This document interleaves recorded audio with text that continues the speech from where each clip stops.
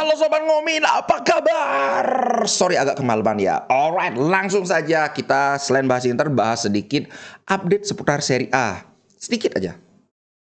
Di Maria dong, Di Maria ini salah satu pemain yang aku suka, aku sangat respect walaupun tampangnya nggak ganteng.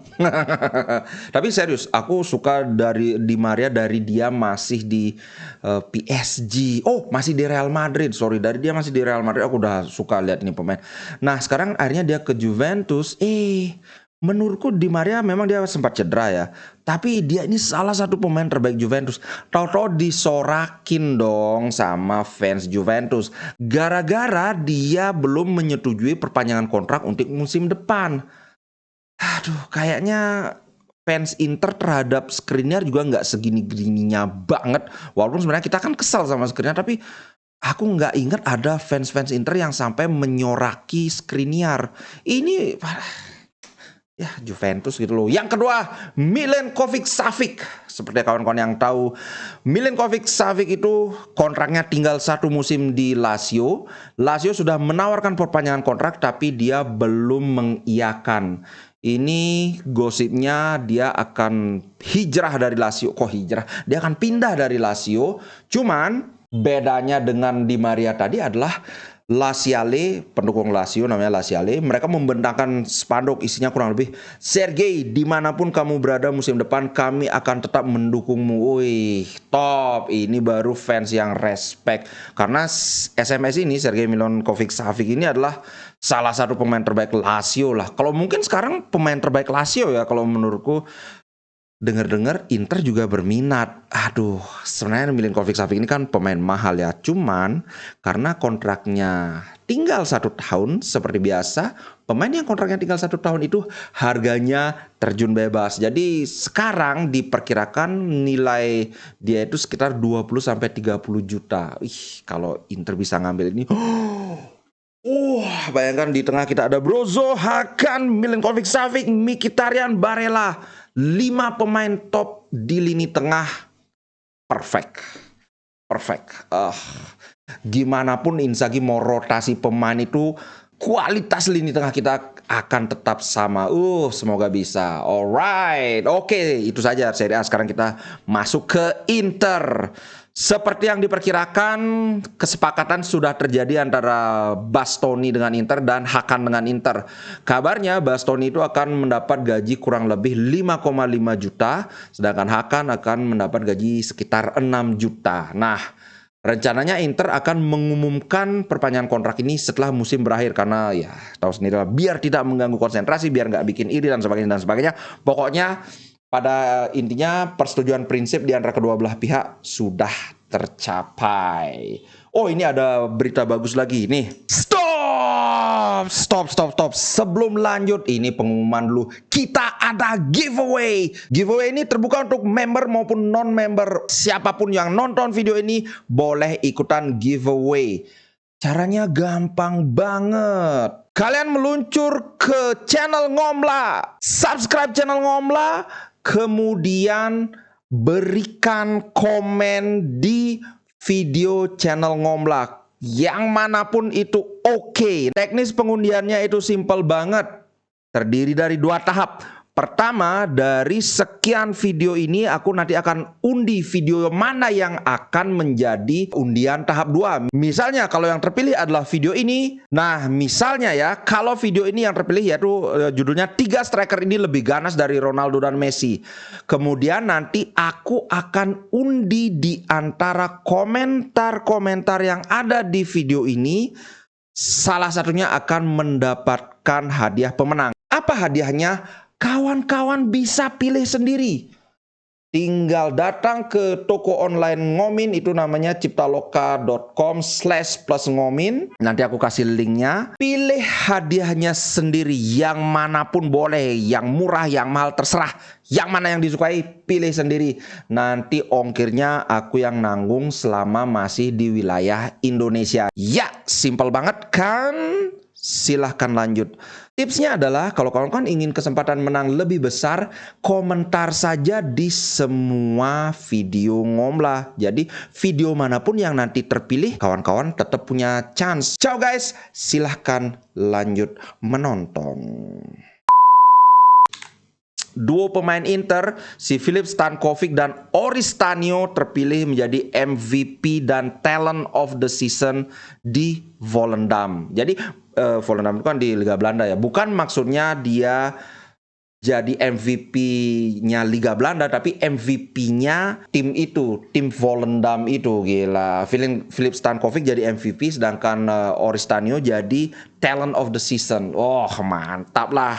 Mungkin semusim atau 2 musim lagi ini bisa ditarik pulang ke Inter, Pak. Oke. Kemudian Lautaro Martinez. Ini dia Lautaro Martinez. Kemarin ada yang protes nge-DM di Facebook.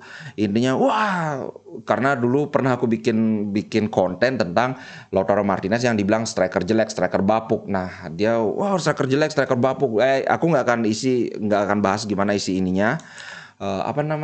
Isi DM-nya supaya nggak berkepanjangan. Yang jelas, aku tetap dengan pendirianku adalah Lautaro Martinez striker terbaik yang kita miliki saat ini. Saat ini loh ya. Nah, rekor lain yang dimiliki oleh Lautaro Martinez adalah dia menjadi satu di antara hanya 4 striker Eropa yang mencetak lebih dari 20 gol dalam 2 musim berturut-turut.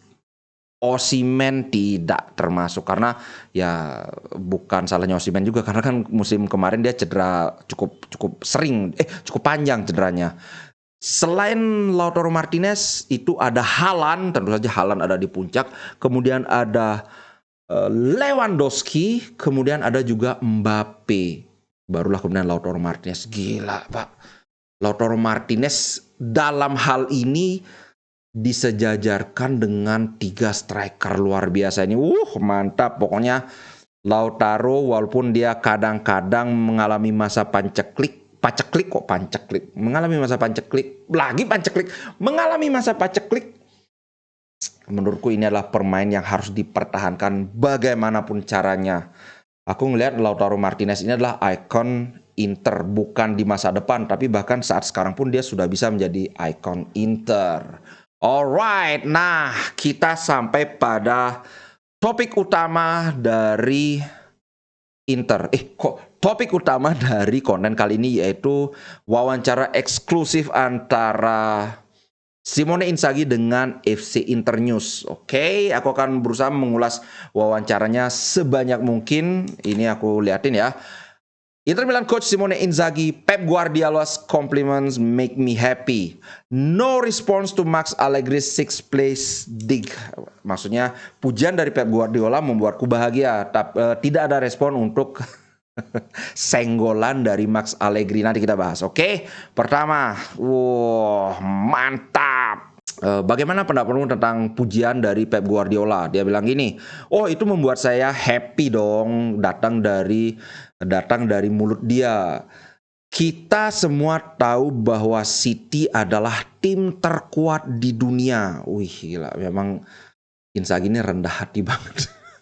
Dan mereka memiliki pelatih terbaik di dunia. Kami akan menyiapkan sebaik mungkin untuk pertandingan di Istanbul.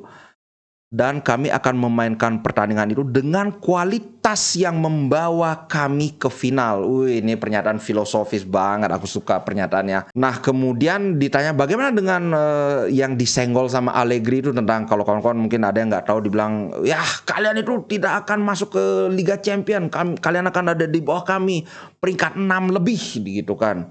Dia bilang gini, aku tidak mendengarnya dan aku tidak ingin memberi respon. Singkat, padat, jelas. Karena tidak seperti Mourinho. Kalau Mourinho mungkin beda lagi. Kalau Inzaghi ini memang nggak suka polemik. Aku selalu bilang kan, kadang-kadang interviewnya Inzaghi itu agak plain banget, nggak ada asem-asemnya, nggak ada pedas-pedasnya gitu. Tapi ya memang stylenya dia kayak gitu. Aku nggak ngerasa perlu ngerespon itu. Pemain-pemainku memberi energi dengan seberapa keras mereka bekerja setiap hari. Kami sangat bekerja keras. Dalam 2,5 bulan, kami melakukan banyak hal. Kami harus melakukan kerja keras yang sangat keras. Karena kami terpleset terlalu sering di liga yang mengakibatkan kami kehilangan banyak poin. Tapi kami telah melakukan dengan baik sehingga gap itu bisa ditutupi. Wih, mantap. Inter memiliki kewajiban untuk berpartisipasi di Liga Champion. Maksudnya untuk finish 4 besar itu adalah kewajiban untuk tim sebesar Inter.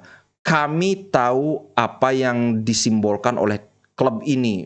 Mantap dia. Malam ini ngomong-ngomong buat kawan-kawan yang nggak tahu, interview ini setelah pertandingan lawan Atalanta. Nah, malam ini dia bilang gini, malam ini adalah malam terakhir permainan kami di depan fans, maksudnya bermain di kandang ya.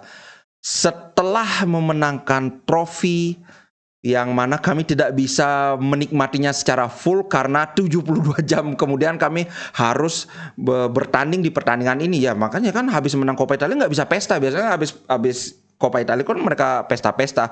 Ini yang dibilang sama Pep Guardiola kenapa City melempem habis menang itu karena pemain-pemainnya pada hangover katanya, habis mabuk. Bener banget karena nyebelin banget ininya. Apa namanya itu? Jadwal liga ini. Aku harus memberikan pelukan yang erat untuk semua pemain. Betapa lelahnya mereka. Tapi mereka bisa mengeluarkan energi yang bahkan aku tidak nyangka mereka masih memilikinya.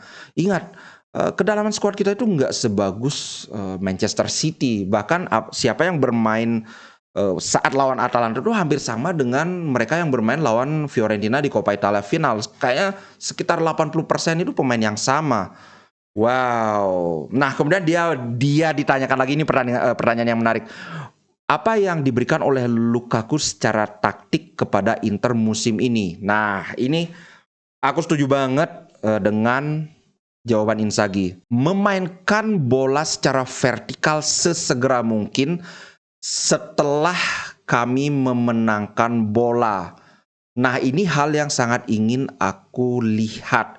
Kalau kawan-kawan ingat gimana aku mereview bagaimana Inter di musim ini bermain dengan banyak sekali umpan-umpan vertikal, direct pass. Ini sangat berbeda dengan musim lalu di mana bola itu banyak dimainkan di area mendatar dulu, maksudnya secara horizontal, terutama Brozovic, karena Inter memang memiliki transisi yang lambat ke menyerang. Tapi musim ini begitu dapat bola langsung dibawa ke depan. Terutama pertandingan lawan Atalanta ini kelihatan banget. Lawan Benfica juga sebenarnya kelihatan pola ini, tapi lawan Atalanta paling kelihatan, apalagi di gol pertama gimana Bastoni mengirim umpan dari kotak penalti langsung ke arah Lukaku.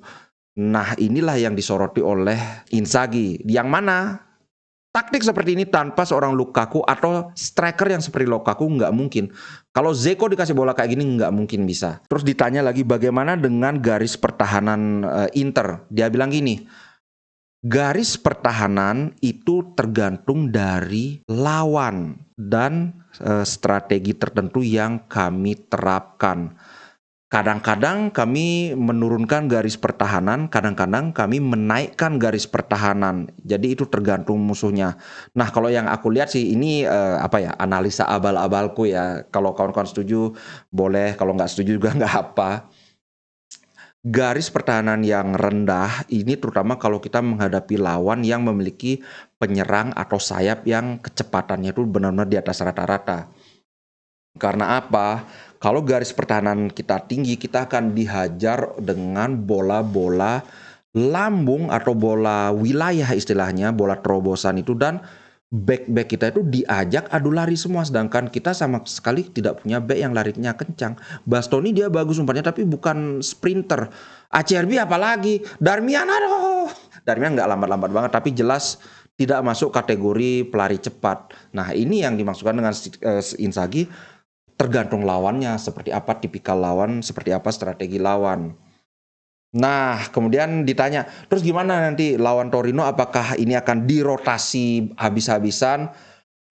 Saya akan lihat bagaimana performa pemain untuk saat ini gitu. Dia bilang, staff saya sudah melakukan yang terbaik dalam memanage playing time atau waktu bermain.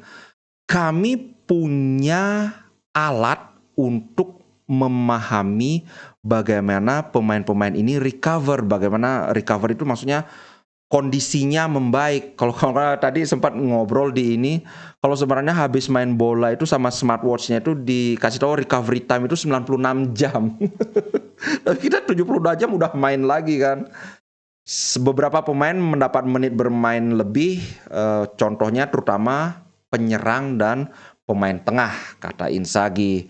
Untuk Torino, kita akan lihat saja nanti. Intinya dia belum mau menjawab gitu guys.